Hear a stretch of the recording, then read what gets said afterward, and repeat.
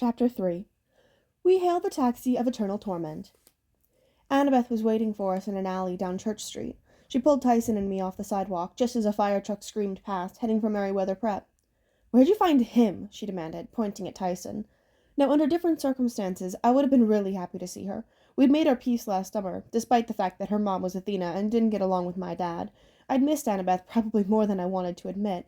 But I'd just been attacked by cannibal giants. Tyson had saved my life 3 or 4 times, and all Annabeth could do was glare at him like he was the problem. "He's my friend," I told her. "Is he homeless?" "What does that have to do with anything? He can hear you, you know. Why don't you ask him?" She looked surprised. "He can talk." "I talk," Tyson admitted. "You are pretty." "Gross!" Annabeth stepped away from him. I couldn't believe she was being so rude. I examined Tyson's hands, which I was sure must have been badly scorched by the flaming dodgeballs, but they looked fine. Grimy and scarred, with dirty fingernails the size of potato chips, but they always looked like that. "Tyson," I said in disbelief, "your hands aren't even burned." "Oh, of course not," Annabeth muttered. "I'm surprised the Lastrygonians had the guts to attack you with him around." Tyson seemed fascinated by Annabeth's blonde hair. He tried to touch it, but she smacked his hand away. "Annabeth," I said, "what are you talking about?" What? "Lastrygonians. The monsters in the gym? They're a race of giant cannibals who live in the far north. Odysseus ran into them once, but I've never seen them as far south as New York before." I can't even say that. What would you call them in English?" She thought about it for a moment. "Canadians," she decided. "No, come on, we have to get out of here. The police will be after me." "That is the least of our problems," she said. "Have you been having the dreams?" "The dreams? About Grover?" Her face turned pale. "Grover? No, what about Grover?" I told her my dream. "Why? What were you dreaming about?" Her eyes looked stormy, like her mind was racing 1,000,000 miles an hour. "Camp," she said at last. "Big trouble at camp." My mom was saying the same thing, but what kind of trouble? "I don't know exactly. Something's wrong. We have to get there right away. Monsters have been chasing me all the way from Virginia trying to stop me. Have you had a lot of attacks?" I shook my head. "None all year. Until today." "None? But how—" Her eyes drifted to Tyson. "Oh." "What do you mean, oh?" Tyson raised his hand like he was still in class. "Canadians in the gym called Percy something. Son of the sea god?" Annabeth and I exchanged looks. I didn't know how I could explain, but I figured Tyson deserved the truth after almost getting killed. "Big guy," I said, "you ever hear those old stories about the Greek gods? Like Zeus, Poseidon, Athena?" "Yes," Tyson said. "Well, those gods are still alive. They kind of follow Western civilization around, living in the strongest countries, so, like, now they're in the U.S., and sometimes they have kids with mortals, kids called half-bloods." "Yes," Tyson said, like he was still waiting for me to get to the point. Well, Annabeth and I are half-bloods," I said. "We're like heroes in training, and whenever monsters pick up our scent, they attack us. That's what those giants were in the gym. Monsters." "Yes." I stared at him. He didn't seem surprised or confused by what I was telling him, which surprised and confused me. "So, you believe me?" Tyson nodded. "But you are son of the sea god?" "Yeah," I admitted. "My dad's Poseidon." Tyson frowned. Now he looked confused. "But then—" A siren wailed. A police car raced past our alley. "We don't have time for this," Annabeth said. We'll talk in the taxi." "A taxi all the way to camp?" I said. "You know how much money—" "Trust me." I hesitated. "What about Tyson?" I imagined escorting my giant friend into Camp Half-Blood. If he freaked out on a regular playground with regular bullies, how would he act at a training camp for demigods? On the other hand, the cops would be looking for us. "We can't just leave him," I decided. "He'll be in trouble, too." "Yeah." Annabeth looked grim. "We definitely need to take him. Now come on." I didn't like the way she said that, as if Tyson were a big disease we needed to get to the hospital, but I followed her down the alley. Together the 3 of us sneaked through the side streets of downtown, while a huge column of smoke billowed up behind us from my school gymnasium. "Here," Annabeth stopped us on the corner of Thomas and Trimble. She fished around in her backpack. "I hope I have one left." She looked even worse than I'd realized at first. Her chin was cut. Twigs and grass were tangled in her ponytail, as if she'd slept several nights in the open. The slashes on the hems of her jeans looked suspiciously like claw marks. "What are you looking for?" I asked. All around us sirens wailed. I figured it wouldn't be long before more cops cruised by, looking for juvenile delinquent gym bombers. No doubt Matt Sloan had given them a statement by now. He probably twisted the story around, so Tyson and I were the bloodthirsty cannibals. "Found one, thank the gods." Annabeth pulled out a gold coin that I recognized as a drachma, the currency of Mount Olympus. It had Zeus's likeness stamped on one side and the Empire State Building on the other. Annabeth, I said, New York taxi drivers won't take that. Sethi, she shouted in ancient Greek. O harum diablius. As usual, the moment she spoke the language of Olympus, I somehow understood it. She said, Stop, chariot of damnation. It didn't exactly make me feel real excited about whatever plan she had. She threw her coin into the street, but instead of clattering on the asphalt, the drachma sank right through and disappeared. For a moment, nothing happened. Then just when the coin had fallen, the asphalt darkened. It melted into a rectangular pool about the size of a parking space, bubbling like red liquid like blood. Then a car erupted from the ooze. It was a taxi, all right. But unlike every other taxi in New York, it wasn't yellow. It was smoky gray. I mean, it looked like it was woven out of smoke, like you could walk right through it. There were words printed on the door, something like Gear Sisseries, but my dyslexia made it hard for me to decipher what it was. The passenger window rolled down, and an old woman stuck her head out. She had a mop of grizzled hair covering her eyes, and she spoke in a weird mumbling way, like she just had a shot of Novocaine. Passage. Passage.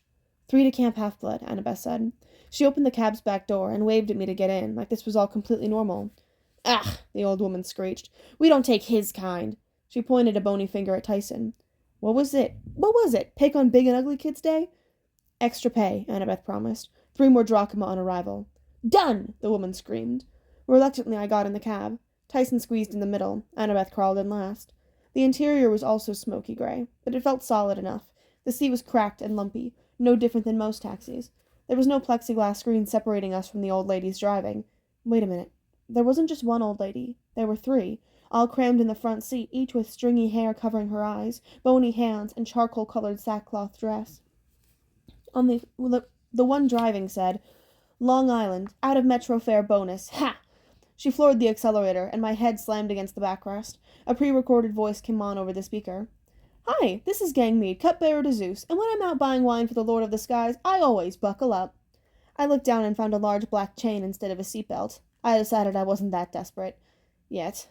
The cab sped around the corner of West Broadway, and the gray lady sitting in the middle screamed, Look out! Go left! Well, if you'd give me the eye, Tempest, I could see that, the driver complained. Wait a minute. Give her the eye? I didn't have time to ask questions, because the driver swerved to avoid an oncoming delivery truck, ran over the curb with a jaw-rattling thump, and flew into the next block. Wasp! The third lady said to the driver. Give me the girl's coin. I want to bite it. You bit it last time, Anger, said the driver, whose name must have been Wasp. It's my turn. Is not, yelled the one called Anger. The middle one, Tempest, screamed. Red light! Brake! Yelled Anger. Instead, Wasp floored the accelerator and rode up on the curb, screeching around another corner and knocking over a newspaper box. She left my stomach somewhere back on Broome Street. Excuse me, I said, but can you see?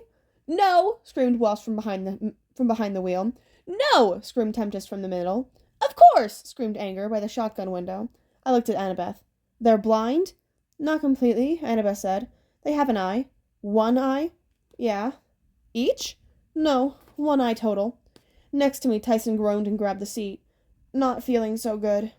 Oh man, I said, because I had seen Tyson get carsick on school field trips, and it was not something he wanted to be within 50 feet of. Hang in there, big guy. Anyone got a garbage bag or something? The 3 great ladies were too busy squabbling to pay me any attention. I looked over at Annabeth, who was hanging on for dear life, and I gave her a why did you do this to me look. Hey, she said, Grey Sisters taxi is the fastest way to camp. Then why didn't you take it from Virginia? That's outside their service area, she said, like it should be obvious. They only service the greater New York and surrounding communities. We've had famous people in this cab, Anger explained. Jason, you remember him? Don't remind me, Wasp wailed. And we didn't have a cab back then, you old bat. That was 3,000 years ago. Give me the tooth, Anger tried to grab at Wasp's mouth, but Wasp swatted her hand away. Only if Tempest gives me the eye. No, Tempest screeched. You had it yesterday. But I'm driving, you old hag. Excuses. Turn. That was your turn. Wasp swerved onto Delancey Street, squishing me between Tyson and the door. She punched the gas, and we shot up Williamsburg Bridge at 70 miles an hour. The 3 sisters were fighting for real now, slapping each other as Anger tried to grab at Wasp's face, and Wasp tried to grab at Tempest. With their hair flying and their mouths open, screaming at each other, I realized that none of the sisters had any teeth, except for Wasp, who had one mossy yellow incisor. Instead of eyes, they had closed sunken eyelids, except for Anger, who had one bloodshot green eye that stared at everything hungrily, as if it couldn't get enough of anything it saw. Finally, Anger, who had the advantage of sight, managed to yank the tooth out of her sister, Wasp's mouth. This made Wasp so mad she swerved towards the edge of the Williamsburg Bridge, yelling, "Give it back! Give it back!" Tyson groaned and clenched his stomach. If anybody's interested," I said. "We're gonna die." "Don't worry," Annabeth told me, sounding pretty worried. "The Grey sisters know what they're doing. They're really very wise." This coming from the daughter of Athena, but I wasn't exactly reassured. We were skimming along the edge of a bridge 130 feet above the East River. "Yes, wise!" Anger grinned in the rearview mirror, showing off her newly acquired tooth. "We know things." "Every street in Manhattan," Wasp bragged, still hitting her sister. "The capital of Nepal. The location you seek," Tempest added. Immediately her sisters pummeled her from either side, screaming, "Be quiet! Be quiet! He didn't even ask yet!" "What?" I said. "What location? I'm not seeking any—" "Nothing," Tempest said. "You're right, boy. It's nothing." "Tell me." "No!" they all screamed. "The last time we told it was horrible," Tempest said. "I tossed in a lake," Anger agreed. "Years to find it again," Wasp moaned. "And speaking of that, give it back!" "No!" yelled Anger. Wasp yelled. "Gimme!" She whacked her sister Anger on the back. There was a sickening pop, and something flew out of Anger's face. Anger fumbled for it, trying to catch it, but she only managed to bat it with the back of her hand. The slimy green orm sailed over her shoulder, into the back seat, and straight into my lap. I jumped so hard my head hit the ceiling, and the eyeball rolled away. "I can't see it!" all three sisters yelled. "Give me the eye!" Wasp wailed. "Give her the eye!" Annabeth screamed. "I don't have it!" I said. "There, by your foot!" Annabeth said. "Don't step on it! Get it! I'm not picking that up!" The taxi slammed against the guardrail and skidded along with a horrible grinding noise. The whole car shuddered, billowing gray smoke, as if it were about to dissolve from the strain. "Going to be sick," Tyson warned. "Annabeth," I yelled, "let Tyson use your backpack." "Are you crazy? Get the eye!"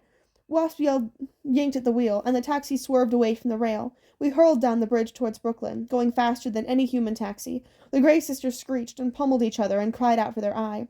At last I steeled my nerves. I ripped off a chunk of my tie-dye t-shirt, which was already falling apart from the burn marks, and used it to pick the eyeball off the floor.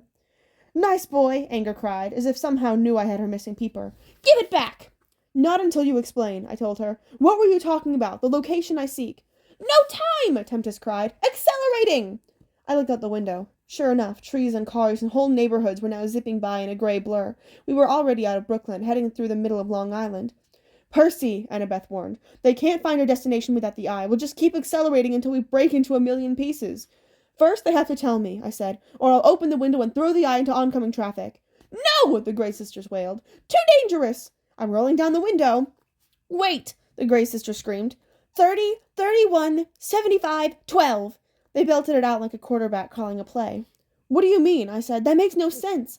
30, 31, 75, 12, Anger yelled. "That's all we can tell you now. Give us the eye. Almost at camp." We were off the highway now, zipping through the countryside of northern Long Island. I could see Half-Blood Hill ahead of us, with its giant pine tree at the crest, the Alias tree, which contained the life force of a fallen hero. "Percy," Annabeth said more urgently, "give them the eye now." I decided not to argue. I threw the eye into Wasp's lap. The old lady snatched it up, pushing it into her eye socket like somebody putting in a contact lens, and blinked. Whoa.